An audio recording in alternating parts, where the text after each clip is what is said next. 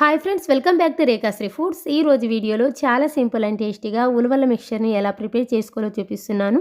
Just 10 నిమిషాల్లో చాలా క్రిస్పీగా టేస్టీగా ప్రిపేర్ చేసుకోవచ్చు. అలాగే నా ఛానల్ని సబ్స్క్రైబ్ చేసుకోకపోతే సబ్స్క్రైబ్ చేసుకుని పక్కనే ఉన్న బెల్ ఐకాన్ని యాక్టివేట్ చేసుకున్నారనుకోండి, నేను పెట్టే ప్రతి వీడియో నోటిఫికేషన్ మీకు వస్తూనే ఉంటాయి.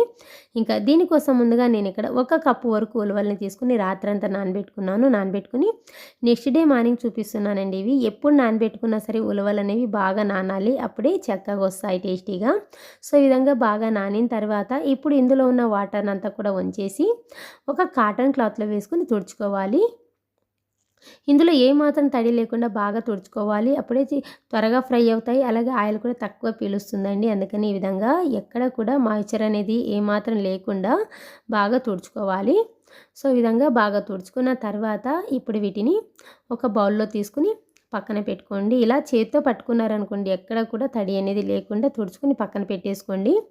ఆ తర్వాత డీప్ ఫ్రైకి సరిపడా ఆయిల్ పెట్టుకోవాలి. ఆయిల్ కాస్త హీట్ అయిన తర్వాత ఇప్పుడు ఇందులోకి ఒక అరకప్పు దాకా పల్లీలను తీసుకుని వేయించుకోవాలి. మంటను మీడియం ఫ్లేమ్లో పెట్టుకుని కలుపుకుంటూ వేయించుకోండి. మరీ ఎర్రగా అయ్యేంత వరకు వేయించుకోవద్దు, కొంచెం దూరగా ఉన్నప్పుడే తీసేసుకోండి. ఆయిల్లో ఫ్రై చేసుకున్నాం కాబట్టి ఆ వేడికి బయటకు వచ్చిన తర్వాత ఇంకాస్త కలర్ వస్తాయి. సో ఈ విధంగా దూరగా వేగిన తర్వాత ఒక స్ట్రైనర్లో తీసుకొని పక్కన పెట్టుకోండి. ఎక్సెస్ ఆయిల్ కూడా పోతుంది ఇలా స్ట్రైనర్లో వేసుకోవడం వల్ల. సో ఈ విధంగా ఫ్రై అయిన తర్వాత ఇప్పుడు మనం తుడుచుకున్న ఉలవల్ని వేసుకోవాలి. వేసుకుని ఇవి కూడా అంతే మంటని మీడియం ఫ్లేమ్లో పెట్టుకుని కలుపుకుంటూ ఏమాత్రం ఆడకుండా ఫ్రై చేసుకోవాలి. సో ఈ విధంగా నురుగు అనేవి బాగా ఫామ్ అవుతుంది. ఈ నురుగు తగ్గిపోయేంత వరకు ఫ్రై చేసుకోవాలి, అప్పుడే ఇవి క్రిస్పీగా వేగినట్టు. సో ఈ విధంగా కలుపుతూ ఉంటే లాస్ట్లో ఈ విధంగా నురుగు అనేది బాగా తగ్గుతూ వస్తుంది. అలాగే కలర్ కూడా చేంజ్ అయ్యి చట్మని సౌండ్ వస్తుందండి, అదే మనకు వేగినట్టు గుర్తు. సో ఈ విధంగా కలర్ చేంజ్ అయ్యి ఇలా బబుల్స్ అనేవి మ్యాక్సిమం తగ్గిపోయాయి కదా.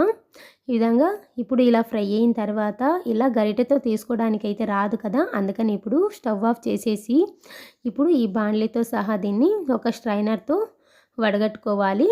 ఇలా వడగట్టుకోవడం వల్ల చాలా ఈజీగా వచ్చేస్తాయండి. సో ఈ విధంగా వడగట్టుకున్న తర్వాత ఇప్పుడు వీటిని ఒక బౌల్లో వేసుకోవాలి.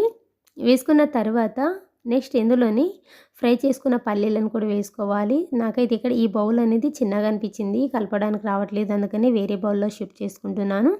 వేసుకున్న తర్వాత ఇప్పుడు ఇందులోకి ఒక పావు టీ స్పూన్ ఉప్పు, పావు టీ స్పూన్ కారం, పావు టీ స్పూన్ జీలకర్ర పొడి వేసుకోవాలి. వేసుకొని ఇదంతా కూడా ఒకసారి బాగా మిక్స్ చేసుకోండి. వేడి మీద ఉన్నప్పుడే కలుపుకున్నారనుకోండి మసాలాలు అనేవి బాగా పడతాయి.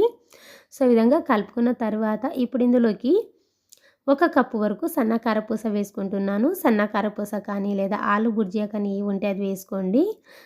ఇంకా మీకు ఆలు బుర్జియా రెసిపీ కావాలనుకుంటే డిస్క్రిప్షన్ బాక్స్లో ఇస్తాను, ఒకసారి చూడండి తెలుస్తుంది. నేనైతే సన్న కారపూస వేసుకున్నాను. వేసుకుని ఇదంతా కూడా ఒకసారి బాగా కలుపుకోవాలి. అంతేనండి, చాలా ఈజీగా ఒక 5-10 నిమిషాల్లో రెడీ చేసుకోవచ్చు. క్రిస్పీగా చాలా టేస్టీగా ఉంటాయి. ఇప్పుడు వీటిని ఒక ఎయిట్ కంటైనర్లో పెట్టుకున్నారనుకోండి, ఒక నెల పాటైనా ఏమాత్రం మెత్తపడవు, చాలా క్రిస్పీగానే ఉంటాయి. ఈ రెసిపీ నచ్చితే మాత్రం లైక్ చేసి అలాగే సబ్స్క్రైబ్ చేసుకోవడం మాత్రం అస్సలు మర్చిపోకండి. Thank you.